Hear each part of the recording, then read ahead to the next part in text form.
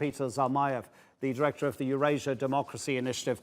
Peter, so that's really interesting. The Katerina tells us that the people believe that Svetlana Tikhanovskaya is their preferred candidate to be the leader of the country. The problem is she's in Lithuania. The Lithuanian foreign minister had said something slightly cryptic, that it was not compatible with freedom if she were to remain. Those were the conditions. He said the conditions would not be compatible with freedom if she were to stay in Belarus. But do you think that there's any possibility of some sort of mediation that would see possibly the opposition take some sort of role in Belarus to stop these protests? Well, I would like to think so, but I'm very doubtful on that score. Neither Lukashenko nor his ultimate sponsor and backer, Russia, want to countenance that scenario. For Russia, it would mean a huge defeat simply because Russia has sort of spearheaded this worldwide opposition to what it calls color revolutions and street protests. So any sort of compromise would undercut Putin's strong man's policy, and Lukashenko is pretty much of the same kind of, is shaped in the same mold, and he during the run-up to the elections, he promised to his electorate that he will not tolerate a Maidan on the streets of Belarusian cities. He has claimed a mandate of 80%, which is very obviously grossly falsified. So any sort of rapprochement, compromise with the opposition, in their eyes, Lukashenko's eyes, and in Putin's eyes, would mean an acknowledgement of defeat. Sorry, so you don't even think any of the external pressure will make any difference now? The UN joining the European Union, Lithuania saying that we may even place sanctions on Belarus? The only pressure that would work for them would probably have to come from the inside. And we're talking about national strikes, something we're starting to see. We're seeing these protests of women in white standing in so-called chains of solidarity. But, I'm doubtful as to what sort of compromise that would mean. For Lukashenko, that would be just dragging his feet and trying to decrease the momentum that you have on the streets. And ultimately, he intends to prevail the same way that he has prevailed before. When it comes to external pressure that you mentioned, we're talking about sanctions on the part of the European Union, and they're currently considering them, from what I understand.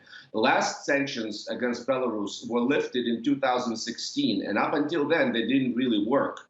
So Lukashenko is used to sanctions, and he always has Russia to fall back on. Don't forget that Russia constitutes fully 10% of Belarus GDP in the form of sanctions. And Putin, if the push comes to shove, will step up and make up the deficit. Yeah, on Friday, the EU is going to discuss the situation in Belarus. So we're talking about both external and internal pressure. We just want to show a picture of what's going on the streets. And this is an old lady holding the flag that has become the symbol of the opposition to Lukashenko, a white banner with a red stripe across it. This is an old lady, Peter. To me, she looks possibly in her 80s. And then we've seen the women who are on the streets right now, and then we have the younger protesters who have been coming out at night. It's a wide cross-section, but you've already indicated that the way Lukashenko deals with the opposition is something that actually could mean, I'm thinking that, is it possible for the protest to continue considering how much force is used against protesters? I mean, how much beating can people take to put it in a very basic way?